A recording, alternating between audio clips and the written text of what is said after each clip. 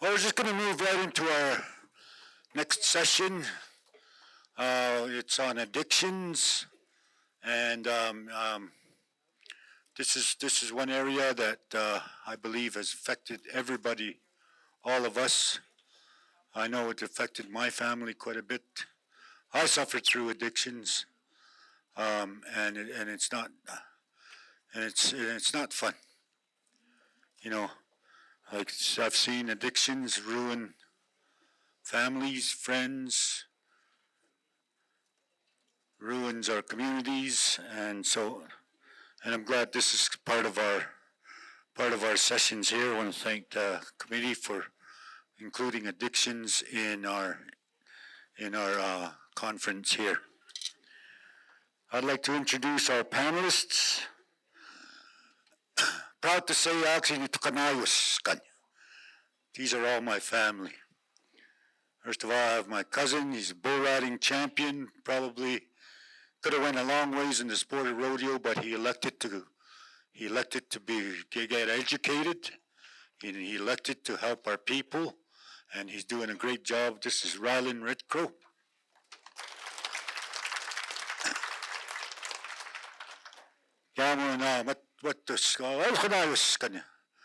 This will be my second cousin, Lori. Eagle Plume family. My auntie was Ruby. This is one of the grandkids. And I have a lot of admiration for Lori, being one of the oldest grandchildren from Ruby's family. Of course, they went through a lot of trauma, lost a lot of siblings, but her siblings left young children, and she adopted them all, and she's raising them well. And she works hard, and she's come a long ways, and I'm so proud of her. Lori Eagle Plume. Of course, on my mom's side, my mom's maiden name was Scout. We have Amy Scout here. She's from Louis' family, Louis Scout Mildred. And her too, she took a long road to recovery, and now she's giving back to the community, helping the new generation here. We'll go try and cope with addictions, which is probably one of the hardest things to do. But if you can break that addiction and you start helping your people, you're doing a great service for our community. Let's welcome Amy Scout.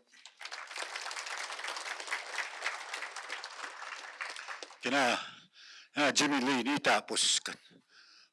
Anstas Connect guy. At one time, he's fastest man on the blood reserve. I don't know about that anymore.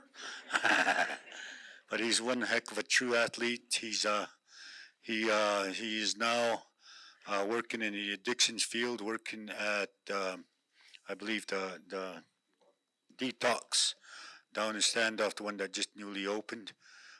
He's doing a great job there. I'm proud to say that he too is recovered from addictions, the trauma that caused by it, and you have to be a strong person. Let's welcome Jimmy Bighead. And we've asked them here to come here to share their stories with us, maybe enshrine us a little bit here, and us that we're still struggling. Just seeing these people up here, it'll help us. So with that, I'm going to turn it over to Rylan. He'll be our first speaker.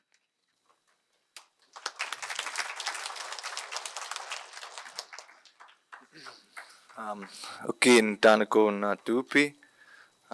My name translates to sitting holy. It's been passed down to me from my grandmother on my first rider's side.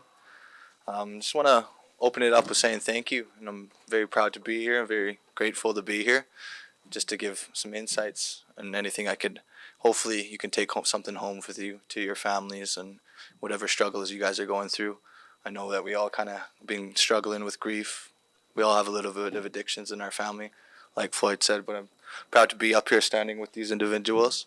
Amy, I've known. We've been on our journey together for a little bit. We've been working together. We've kind of figured things out. But I do not claim to be a professional in this. I know I'm not. But I do have a lot of tips and insights that I feel like work, and they worked for me, and I hope they could work for a lot of other people. So just a kind of a brief explanation of like how I grew up and where I'm at now in my journey. So I started off. I had a really good structured family. I grew up. Oh, can you hear me? Well, like I said, I grew up with a very structured family. My parents were, and my grandparents were a part of the Horn Society. I grew up at the Sundance, and I felt like that was my life, and I was very proud of that, and I didn't really take into consideration of how important that was to me, and how much that would affect me in my life, And then I got into rodeo from that. I was part of the Ganetsume Decks, and I transferred out when I was about 13 when I started taking rodeo seriously. That was my first addiction, was rodeo, right? Sports, just that sense of accomplishment and those goal settings. I rode bulls, rode steers for quite a bit long time, about 10 years until I got injured, right? I ended up breaking my leg into 4 places. I got a metal rod right now. And I never really had anything to fall back on, is just because I really focused on that, right? So when it happened, I got introduced to alcohol. I know that I was a very hyperactive kid. I touch of ADHD. I didn't really understand it as much as I should have, or I just didn't really have the tools in general. So when the alcohol came, I just thought, well, the bull riding was gone, alcohol came, and it shut my mind up a bit for some reason, right? Like the ADHD, that mind races. Hey, it keeps going and going every day. It's tiring sometimes, it is. And then I found that for some reason the alcohol numbed it, but then it just got bad, right? It just kept, like, I didn't know how deep I was getting in. I didn't have any tools. I had no structure. I don't like talking too much about it because my parents are gone now, but they struggled with some things as well. And I never fully understood it because I never got that education. I was too focused on my sports and all that kind of stuff. So when it happened, it hit me hard, and when I was finally too deep into it, I didn't know what to do. I was lost. I wasn't practicing my prayers anymore. I wasn't going to Sundance. I wasn't doing any of that, and I was a little stuck, and I didn't know where I was, right? And then I got sick. Something happened. My lungs started giving out. My pancreas, my liver, just happened because I was doing it every day, just for numbing. I had no reason what I was numbing, why I was trying to numb things. I was lost. And when it finally happened, I was like, okay, I did it to myself, right? Like, okay, what did I do? Because I never wanted to leave this place. I love life. I love family. I love friends, and it was tough. So when it happened, I knew I dug myself in a hole. But I had my family there. I remember waking my eyes coming open just in a brief moment while I was in ICU, and I seen a whole bunch of family members there, and I felt safe. I felt comfortable, and I knew I needed to change. So I told myself right then and there, like, something needs to change. I got healthy. I'm not too sure how. I was lucky. I came out there with no permanent damage or anything like that, and I'm very blessed for that. So it gave me a chance to come back a little stronger, I feel. And then while I was becoming sober, I found tools. I started getting into addictions, peer support work. I started helping my community. I started paying a little more attention to who I was talking to upstairs, the creator. And I felt like I had a backing again, and I had something to fall back on. So when that happened, I'm still actively searching for those things, and I'm learning our tipi values as Blackfoot. And I feel like that's giving me a huge sense of identity again, because I was lost for a while. But I feel like I'm grounded. My feet are on the ground again. I'm on my 6th year of sobriety right now, and I still feel like I'm learning, right? I feel like I'm learning still every day. Hey, there's everyday struggles. There's grief. The hardest time of my life started coming while I was sober, but I'm very, very grateful that I am sober and I can navigate through those feelings now. I have these people that come over to me and they reassure me that I'm doing okay. Sometimes I feel like I'm not. Right? It's hard out there. I have 4 kids as well, but like I said, I don't really have any perceptions. I was kind of speaking from the heart a bit. It might be a little bit choppy, but that backing is very important in that self-identity. even my Indian name, I never really paid attention to where it came from until I learned like where our Indian names come from and how that individual had to live up to that name, almost like pay respect to that name. And that gave me a sense of identity again, and would be proud to have that name. I always said when I got it, it means sitting holy, hey. And I thought, okay, well, I kind of wanted something cool. And I remember when I was a little kid, I was like, what about Beaver Warrior? All the elders just started laughing at me, and I was like, okay. I was just joking, but it was, yeah. Until I was older now, and I'm still understanding, like, learning these things. So it's great to have that name. It's great to have an Indian name. And then through my journeys, I found that a lot of people don't have that Indian name, or can't say it, or don't know where it came from. They don't know the meaning of it, right? And I feel a lot of our people who are struggling with that, like, we need structure, we need a little backing. And if we do fall, if we have these trainings, we have this sense of identity, it's something, it's not a big fall. It's a step back, but we've learned each step that we've taken to get where we are, we can take that step again. It's not a big fall, and we don't take that shame anymore like we used to when we're sober. It's all about dealing with these things sober, and it is tough. It really is tough. But a family, outlets, goal setting. The one thing I did take away from rodeo was visualization, looking forward and seeing yourself do good, seeing yourself accomplishment. Like, that is kind of what really motivated me in my life. I transferred it from sports into life, education, being a better family man, showing more love. I feel like that is very important, right? Showing people love in community, because we're all struggling, especially with grief. And I feel like grief is, we all want to get away from it, but we need to stay present when in those moments when we need to, like, that is most important. We have a clear head and we can not, like, actually feel these feelings, and we're going to feel them for a while, but we'll know what they are, and we know that they leave. So I know that we're all dealing with grief, and I just hope that everyone stays together as family members, talks to each other, don't hold it in, don't stay in that bed either. That bed's kind of keeps that mind racing, and get up, clean your room, keep your atmosphere clean, because I feel like that as well. Used to be a messy person, and then I started with my room. Hey, like my first year of sobriety, COVID hit. I was kind of forced to be isolated a little bit, but that really helped me. I was with my mother and my sister, so that really helped me with my identity again. I just put up a punching bag and I started letting it out like that. Cleaned up a space for myself, and I lost the weight. Hey, I was about 250 pounds, and I'm about 170 now. So it's been ups and downs, learning every day, and learning from other people. I always thought from rodeo is, you hear something from somebody, you're teaching somebody, but you keep your open mind, hey? You take something, every little bit of information that's given to you, because that might be the one thing that you're missing. I like to translate that into my whole life, basically. The other topic that I kind of have is basically, another one, I just got to think. I'm kind of lost my track of thought. But basically, I could throw a pop culture reference in there just because I pick from every little thing, right? I was watching the Reservation Dogs the other day, and the crazy guy William Knifeman, hey, he's done some crazy things, but he did say one thing when he was like, we don't need no more chiefs. Not everyone needs to become a chief. We need more warriors, right? And I took that to heart, and I thought about my friends and everything else, and I know that each one of them have been kind of getting educated, and they're on their own journeys as well. But the big thing that they mention is generational curses, generational trauma, how they want to break that as well. And I'm very proud of each and one of them. And I feel like that's where strength comes from. That's where power, influence, that all comes from numbers, right?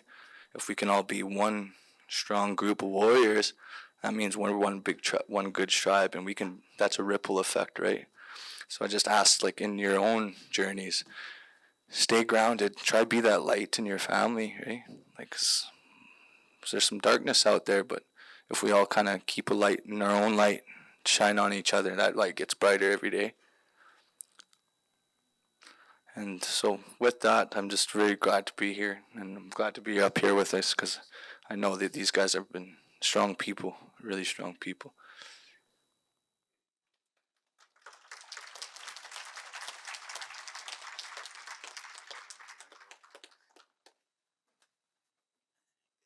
Thank you for your time.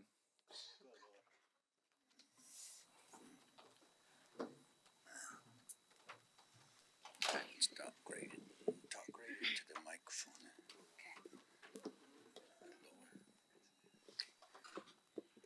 Hello. Hi, my name is Lori Eagle Plume. I'm a bit nervous.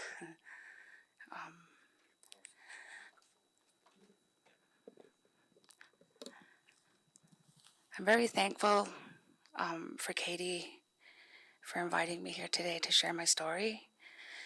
It took me a while when she first approached me and asked if I would be willing to speak at a conference. I was very honored. You know, I've been wanting to share my story for a long time. I was a part of a documentary in the first 4 years of my recovery from drugs, and after I was done that, it really inspired me to want to speak more to people, but I never had the opportunity. So again, Katie, I'm very thankful that you asked me here today. So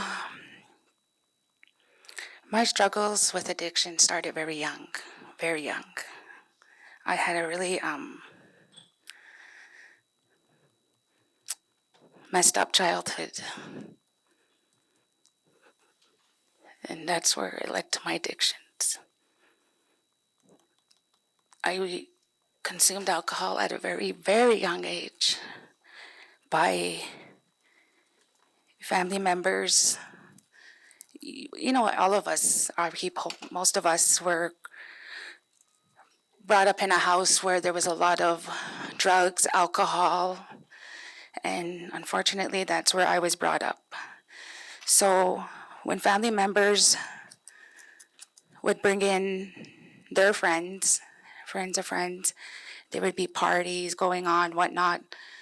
I swear I must have been about 5, 6 years old when I consumed my first drink of alcohol by these friends of family members. And I didn't know what it was. I mean, I've seen others doing it and whatnot, having a good time. Then towards the end of the night, it would all end up very, very bad. Like there was always fighting. You know, I seen a lot of different kind of abuse going on, and by the time before I was even 10, I had gotten drunk quite a bit already. So my first addiction was alcohol. You know, I was very thankful when I was taken out of that environment for a little bit. I had the opportunity to be raised with my grandmother, Annie Bearshinbone, and Ruby Eagle Plume for a while. You know, I was very, very grateful to be taken away from that because I went through a lot in those bad households. You know, I experienced sexual abuse at a very young age, and so by the time in my young teenage years, I used the alcohol to numb the pain. You know, it started before I can even remember, and it continued on very long. And I was always threatened not to say anything, so I never spoke of it till I was an adult. So I got very good at using the alcohol to numb the pain. And then eventually it led into pills, different kind of pills. And it wasn't until I was about my middle 30s is when I got really bad into the drugs. You know, it was back and forth, alcohol, drugs, whatnot. And when I was introduced to fentanyl, that took a lot out of me. Like it numbed me. It really numbed me. I love that feeling so much that I never wanted to get off it. I didn't know how to deal with everything I was brought through in life. And I wasn't alone when I was doing the fentanyl. I fell so in love with it, I shouldn't say I had a partner who was an addict with me as well. It was crazy. There was several times where we both were taking turns ODing. I'm thankful that I'm still here today, that I survived those ODs, and I brought that to my daughter and my nephew's life. I was taking care of my nephew at the time, and I know I put them through a lot. They literally we were taking them to a funeral, the kids, and on our way there, my partner, she had OD'd right in front of our kids while we were driving, and literally we lost her for a little bit. We just took off straight to the hospital, and thankfully she pulled through that though. And I thought it would be a wake-up call for me, but it never was. I thought maybe just for a couple a day or two or whatever. But I was so addicted to the fentanyl that I needed it every day. Back then it was also known as Oxy 80s or beans. And if you knew the right people, you can get a lot for a very cheap price. And at that time I ran into people when it first hit our reserve. I had a rental house in Standoff. I brought drug dealers into my house to stay with us. I thought, that this is the way I'm going to feed my addiction. They're going to be living under my roof, and I'll be able to have my fixes every day. I won't have to worry. Well, that wasn't the case. They literally took over my house. Literally took over my house. We weren't allowed to have anybody, no family members. My daughter, my nephew eventually left, being uncomfortable in that surrounding of people, different people they didn't know. And, they made us work for those fixes daily. And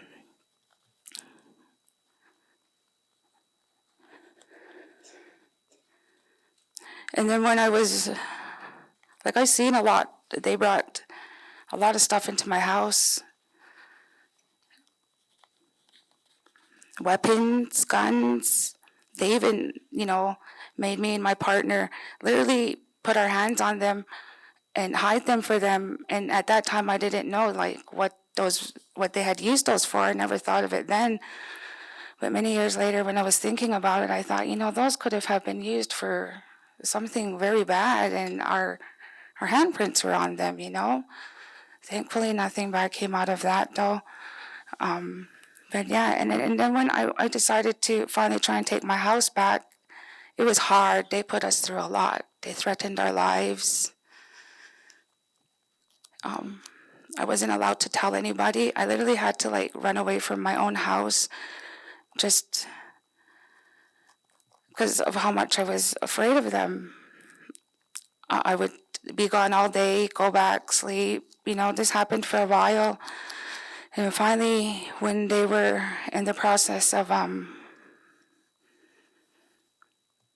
switching out the dealers, because, a dealer would stay in our house for so long, and then in the middle of the night, they would bring in a new dealer and take out the old one.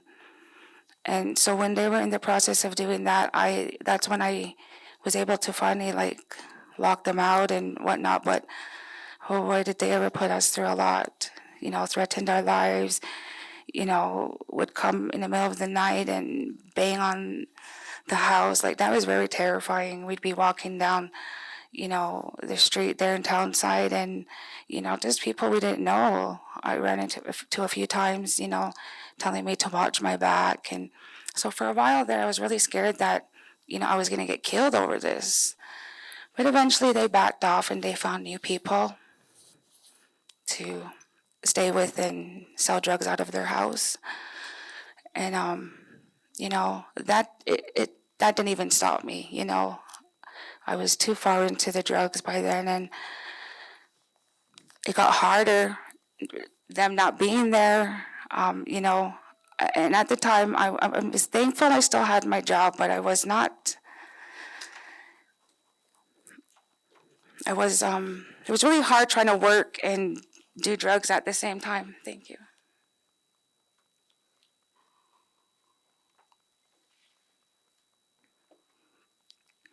That's the one thing I was very thankful for, was to still have my job.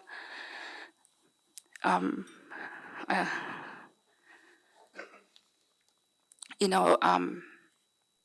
then my partner, because she never wanted the people that I worked for to find out that I was using, even though it probably showed, because my appearance was like, I looked very, very pitiful. I would just roll out of bed, didn't even wash my face, nothing. I didn't just slap on anything and I'd be out the door. I didn't even care about the way I looked, because by then I needed that fix, It got to the point where I wasn't getting high anymore. I only needed it to function, to get out of bed. So my partner, what she would do was she would literally go panhandle for us. Even if it was just for me, there was times where she didn't even care to get herself a fix as long as I had it. And, that was the only way I was able to function. And so, yeah, I was addicted to that for a while. By then, my daughter and my nephew had left me. Ended up staying with friends. I was like I was so into my drugs that it didn't even dawn on me to check to see where they were. I didn't even worry about them.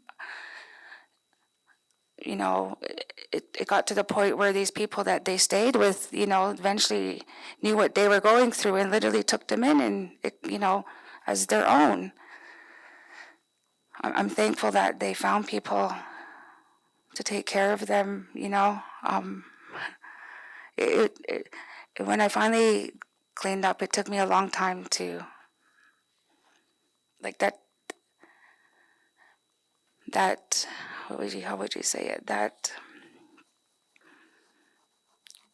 feeling of neglecting them for many, many years, it never goes away. To this day, I still struggle with that, for what I put them through.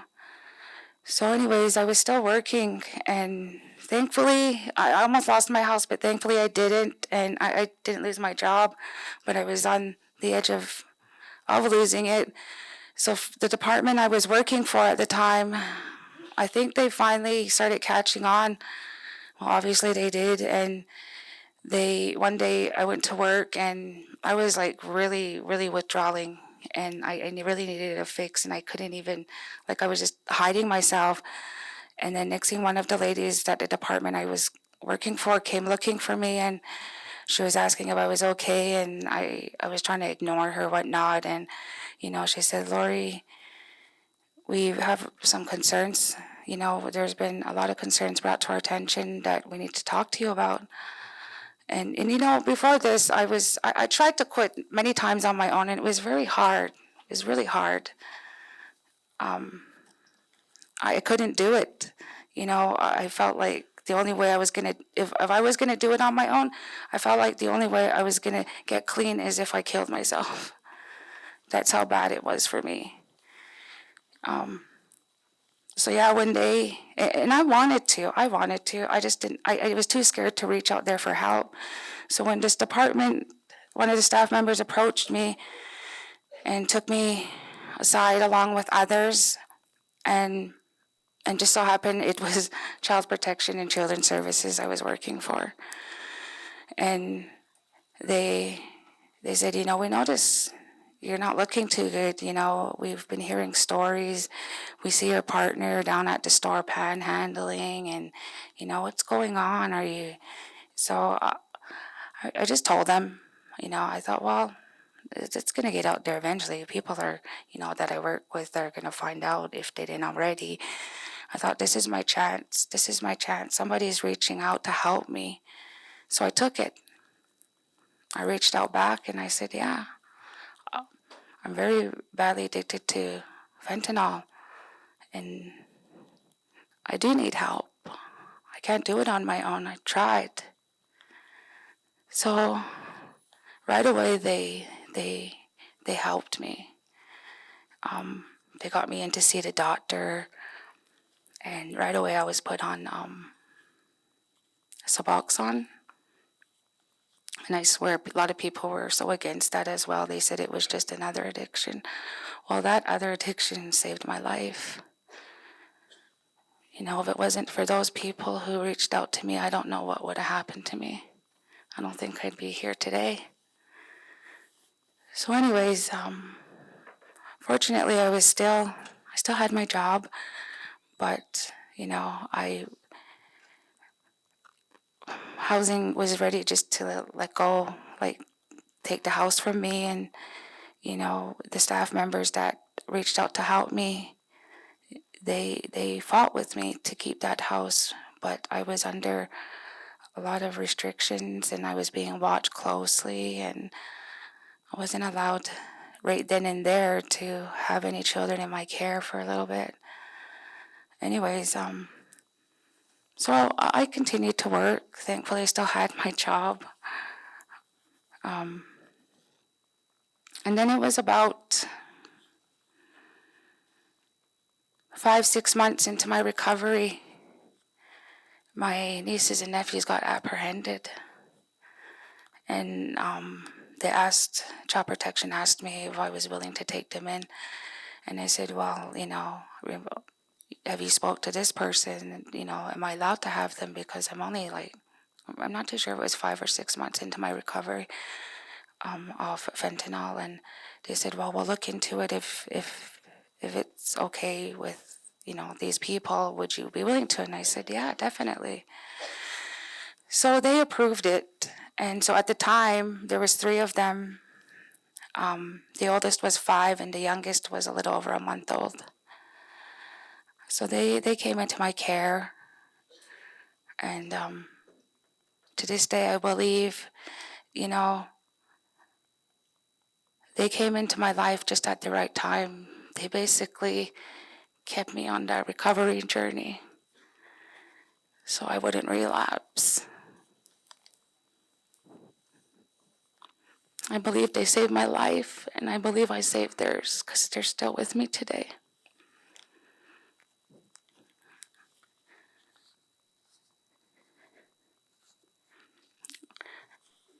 And then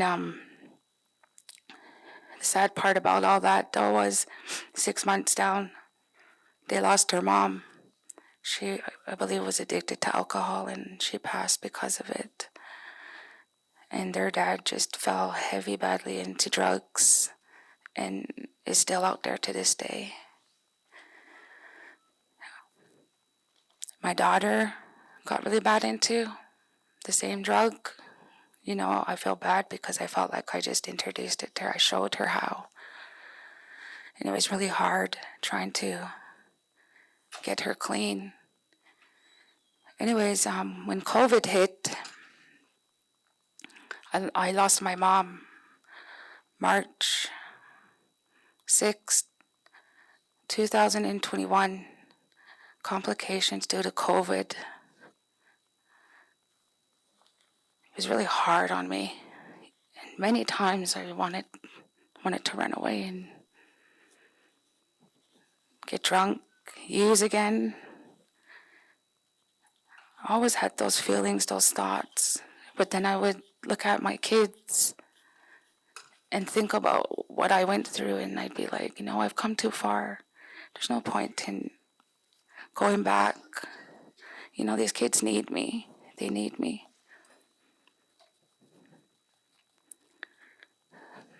So, I'm very thankful for them. And then my daughter gave me 2 granddaughters. My youngest granddaughter was 4 months. And it was 7 months after I lost my mom to COVID.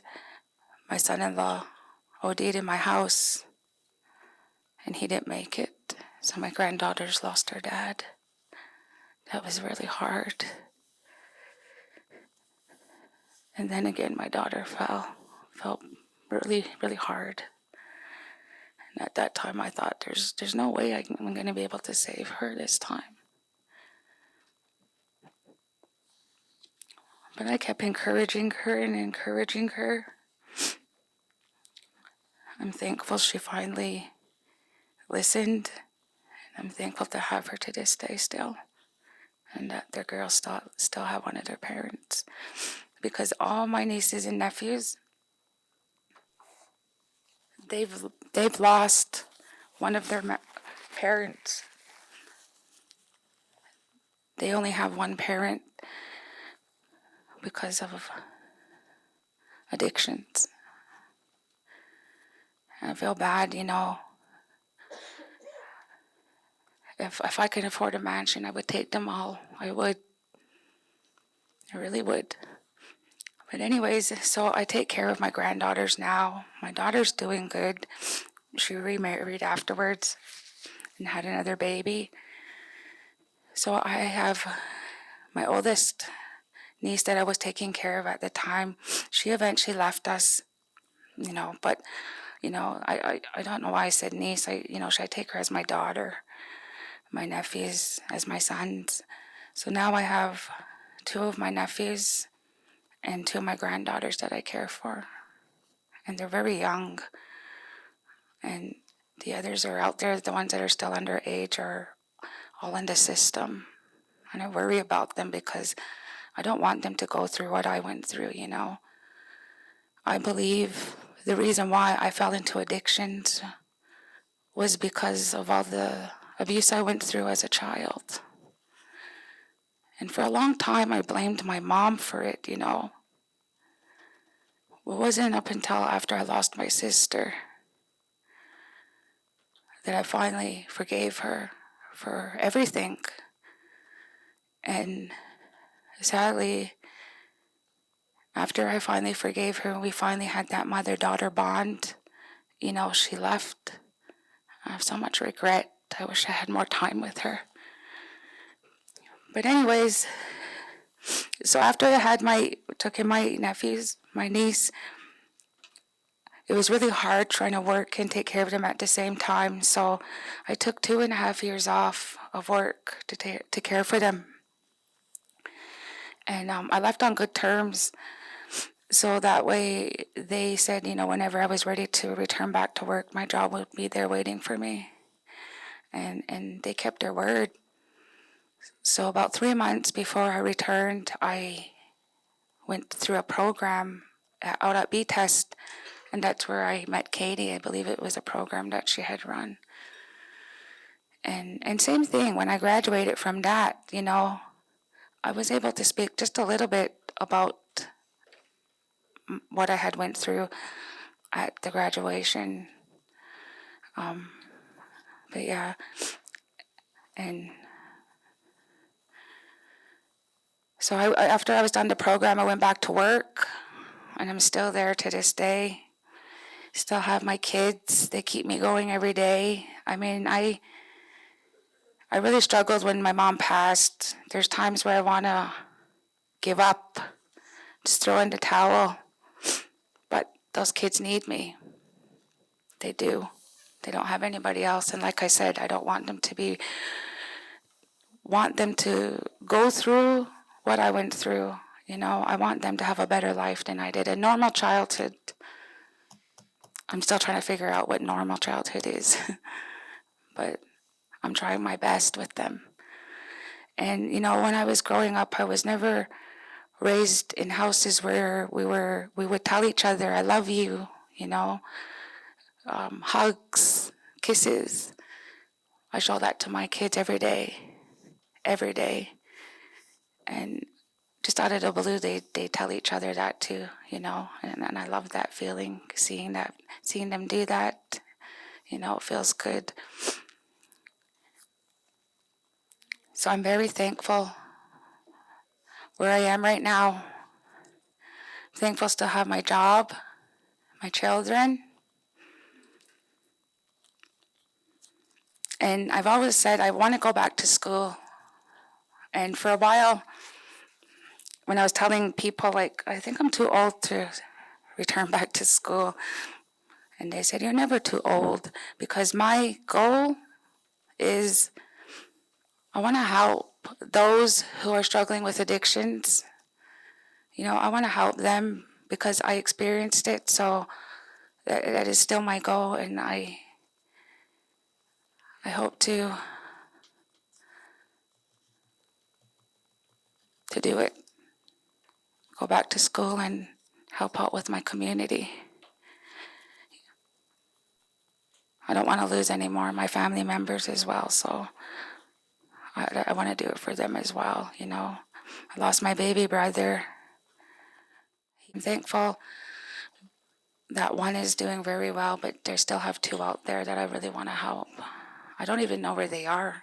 They've left Lethbridge. I believe they're in Calgary. I need to go look for them, make sure they're still alive, you know. I haven't heard from them. Nobody has.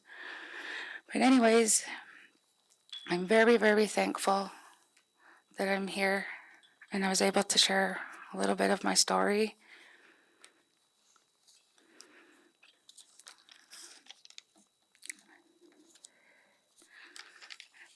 And what I do for a living is I'm a custodian.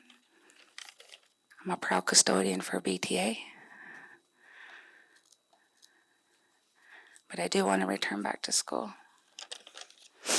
I just wanted to leave this with you all.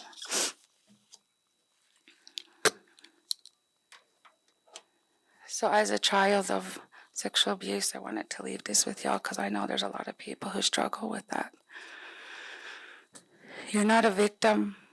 We are not victims for sharing our story. We are survivors setting the world on fire with our truth. And you never know who needs your light, your warmth, your raging courage. And as for me, there is one thing I absolutely love and adore about myself is no matter how I'm feeling, no matter what I've been through or what I am going through, I still have a heart of gold and endless love to give. That's one thing no one can ever take from me again. And for those of you still struggling with addictions, remember, it's okay not to be okay. Life is a journey filled with a lot of beautiful moments, but also with many difficult times. There is only so much you can handle. So be patient, because eventually things will get better, and so will you. Remember, one day at a time. My name is Lori Eagle Plume, and I'm a recovering drug addict, 9 years now, and I'm a survivor. Thank you.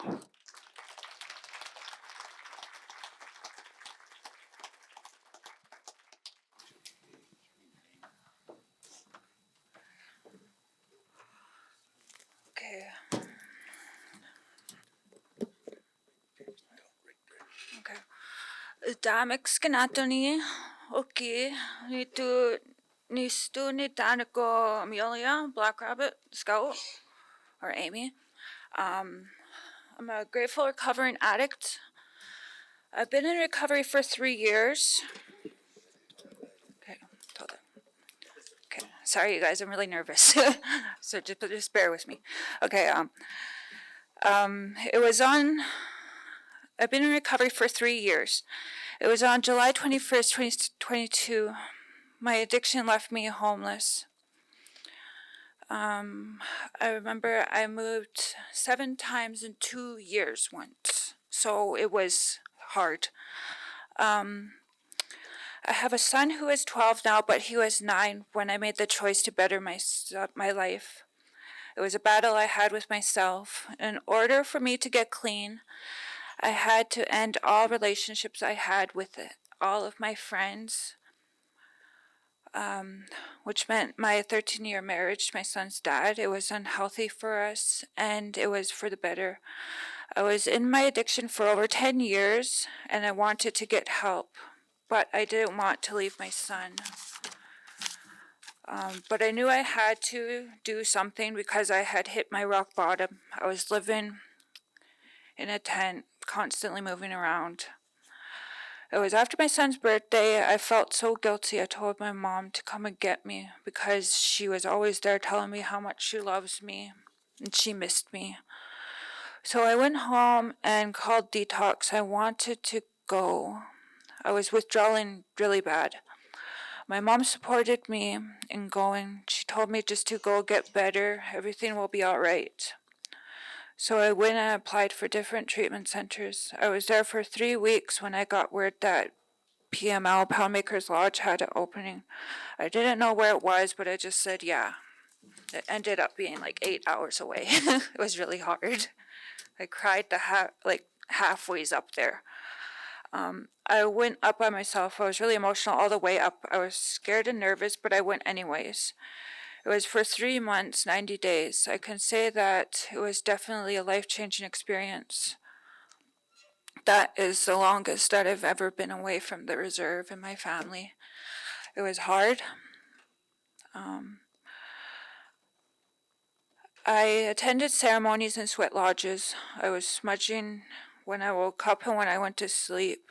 I was praying constantly to give me strength. I did my 12 steps and finished treatment. I came back with more understanding of my addiction and awareness. So I was a bit nervous because I didn't want to fall back into my addiction. I knew I had to find ways to stay busy because I was just sitting at home doing nothing. I was just stuck in my thoughts, where I was, it's like a lifestyle, something that took over my life, and I had to rewire my brain. I had to find new stuff to keep me motivated and learn new stuff.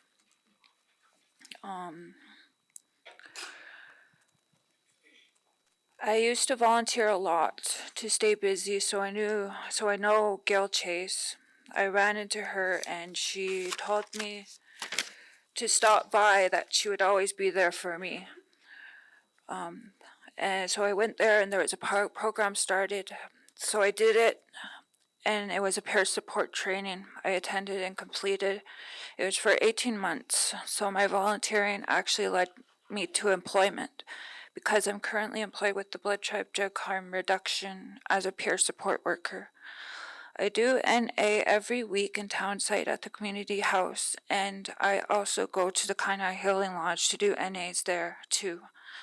I do harm reduction in Moses Lake, so I'm happy that I made the decision to try to better my life, and I'm grateful to all of the support I received in my recovery. But my spirituality is what helped me in the biggest way possible, and my belief in my higher power. I surrendered myself because I know I couldn't have done it alone. I'm an example of somebody who overcame years of addiction and succeeded in my recovery. I made the transition with my recovery with the help of FCSS. Now I have my first aid, WMIS, CPI training, safe food handling, naloxone training, and suicide prevention. So I could be able to properly help someone who might be in a situation that I could help with, because I was in their situation not that long ago. But I could, because the opposite of addiction is connection. But I do plan on going back to school for addiction in the future, but I realized through my addiction just how resilient I am. So I'm thankful for everybody who supported me on my journey. So thank you guys for letting me share my story with you guys. Thank you.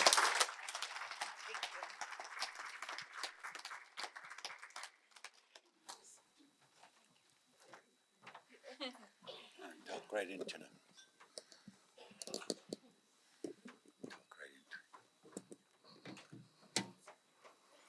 it. Okay, tänne ko kenekkai. Nina Honesta, James Lowhorn Jr. Niksixta Honesta, Utskapnaki, Nasanix Honesta, Mesta Gatsis, Ki Bokutan, Ki Punakeski, Ki Bayo. My name is Jim Bakehead. I work with the Blood Tribe, bringing the spirit home, detox pre-treatment.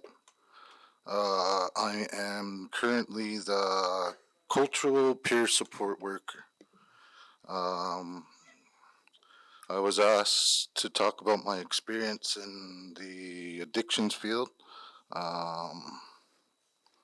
Want to thank Katie and Leo and all the Blood Tribe Social Development for asking me to come out today. Just wanted to say, where's my check? I might go over a little bit, so it might cost a little more.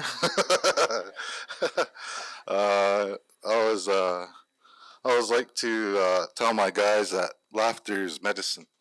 It's good to laugh. It's good to laugh at yourself. That's humility. Our people are resilient. We used humor to cope with the tough times in our history. So, in my journey, I was also, before all this, I was a first responder. I was a firefighter for 5 years. I've seen so many things within my life, within that job. Those were some of the main reasons that addictions did occur to me, and PTSD and anxiety is a real thing. I suffer from both, just through the jobs I had to do and all that kind of stuff too. Not only that, though, I'm also, just like you, I started out at social development. I think BTRI. I was there. I was one of the. I used to pick up garbage for you guys in the community. I think it was called beautification. We started back then. So, like I said, I tried my best to. This is how I kind of went through addictions and how I helped myself today. I got to go to school at Red Crow Community College, and one of the things they taught us was kindness studies. I had really great teachers back then. A lot of them were our elders and our community members, our leaders here.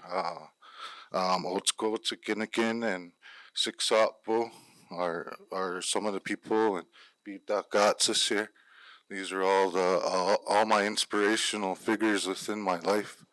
I've always looked up to them, and with their guidance, that's how I was able to become Ikskanai, Ganatsamita. That's how I followed my life path, was inspired by all them.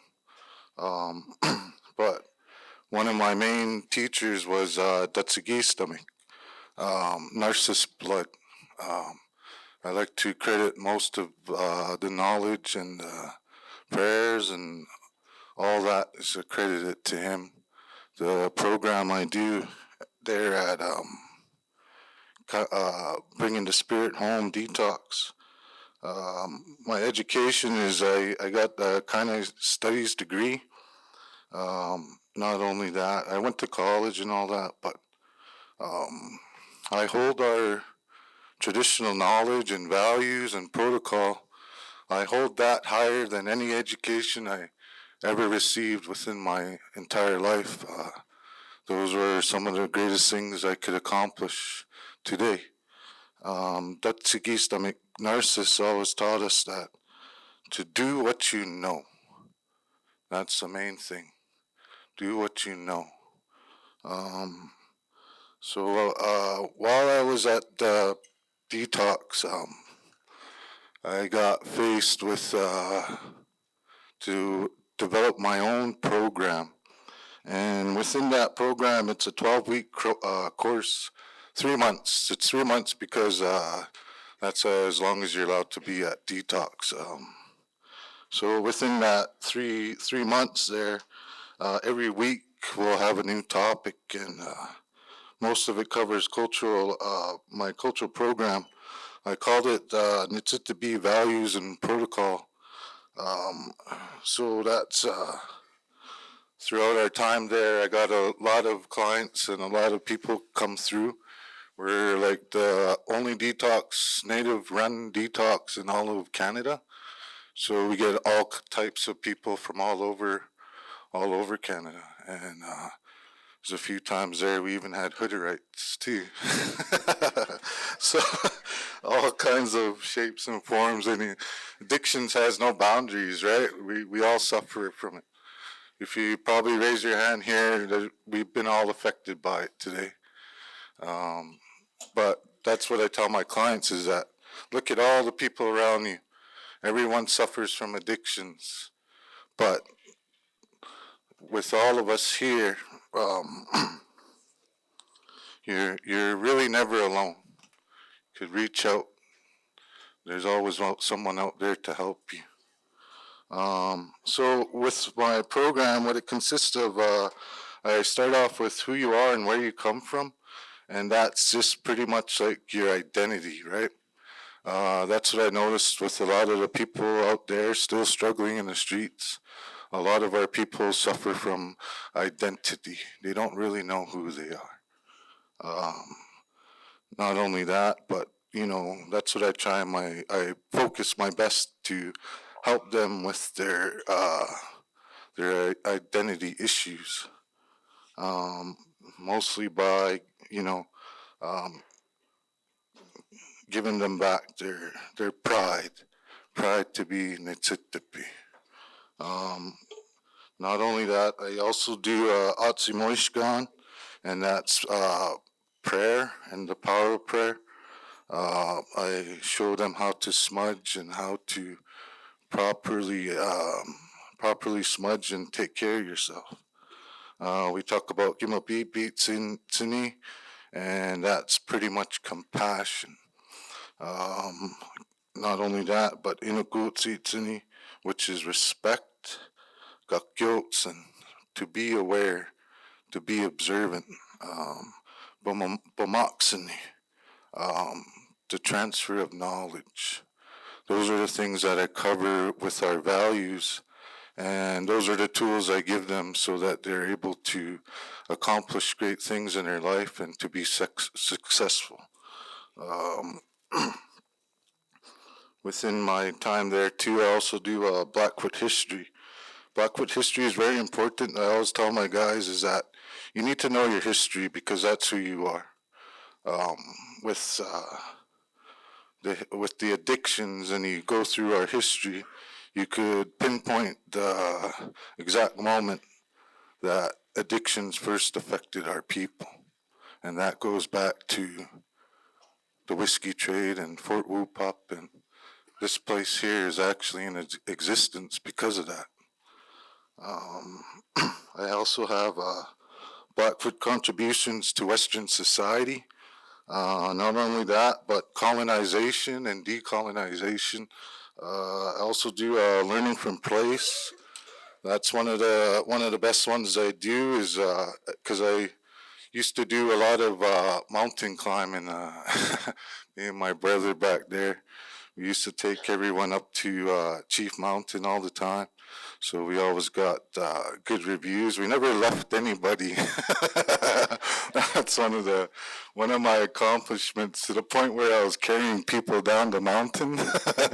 So I don't really do that anymore because of that. It's starting to get old, but I'll still take on any challengers in the race anytime. I also do a women's group, and that's kind of like a geek one, and just kind of showing the ladies' roles and how they do in the camp there back in our traditional lifestyle. Not only that, we do have women warriors that once fought along us when we went into battle, and there was many times there that we held our women up strong.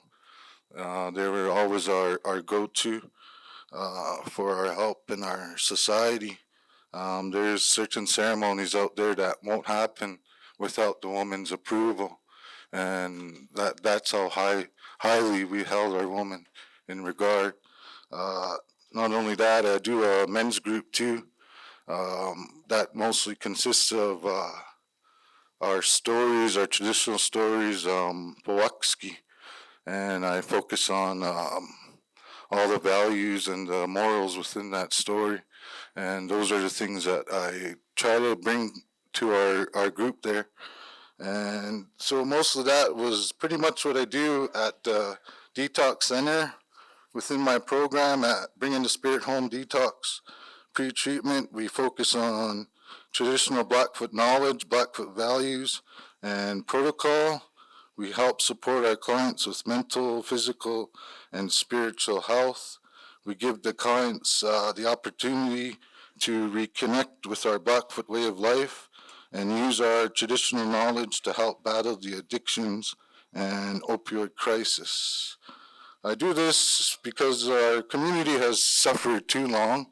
We lost so many people, and even within my own family, that's where we all suffer from grief and loss, and that was pretty much the main thing that a lot of the clients struggle with, and not only that, but me too as well. So not only that, it brings about addictions. Working in the field, I came to realize that there's only three outcomes to addictions. One of them is detox, treatment, recovery. The next one is jail. The third one is hospitalization or death. Those are the only three outcomes of addictions. I also come to know that you can't force people to sober up. They're gonna have to want it. That's the only way it will work.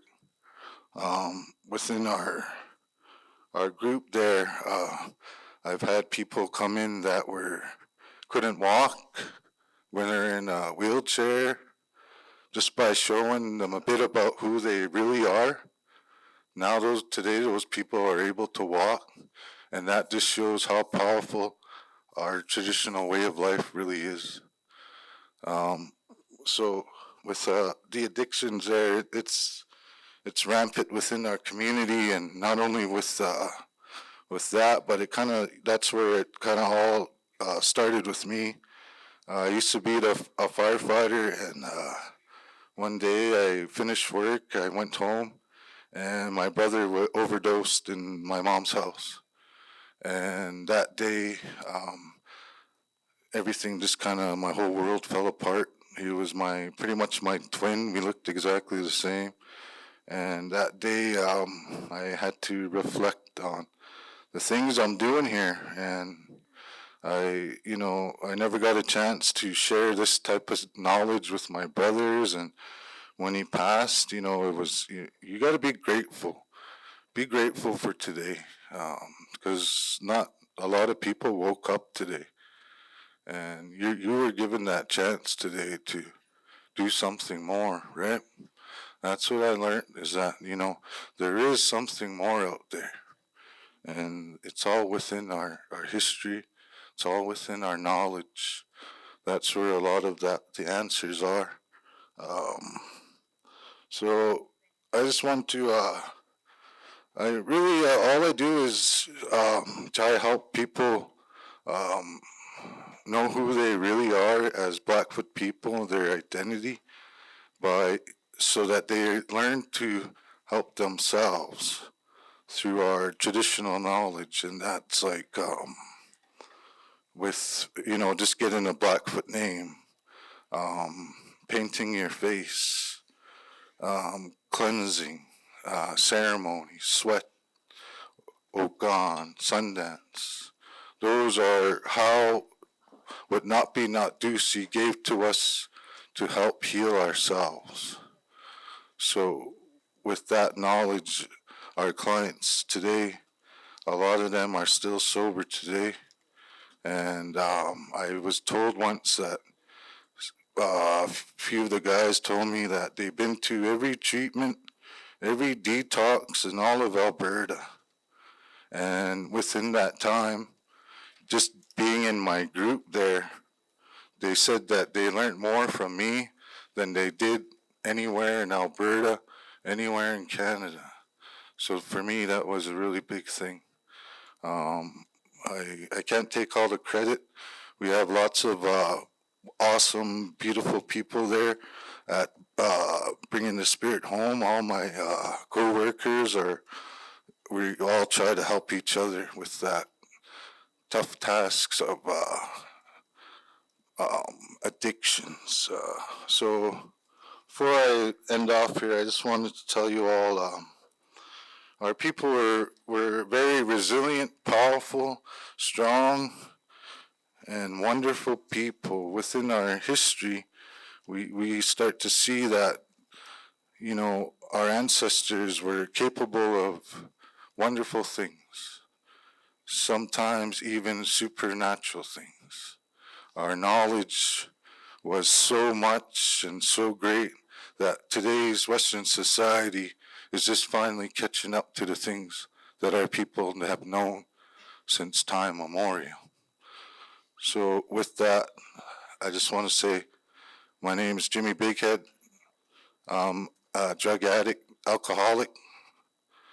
I took my life back.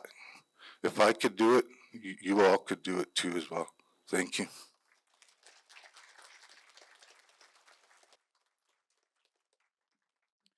Gee, amazing.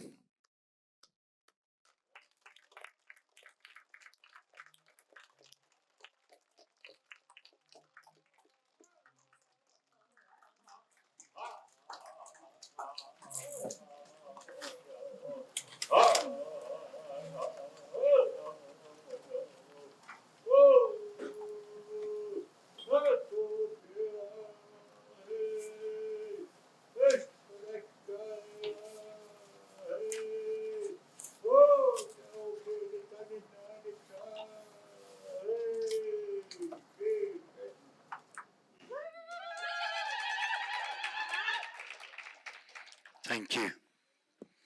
Boy, it's just so amazing. You know, this session here, sitting here, and it reminds me of my addiction as well. We are not alone. My clients, you know, this is one of the reasons why we brought you here together, is to show that we can succeed in life. They each talked about education. I'll tell you something about education that I really believe in. My late auntie, Beatrice Big Sawhorse, set a record. She wanted to show her children and grandchildren that she can finish school because they weren't doing well in school. So she went back to school. She got her high school diploma at 65 years old, and she set the record at Red Crow College, being the oldest graduate and at 73 years old. So it's never too late. Come on, you Skanks. Keep up the wonderful work. Keep up the good messages.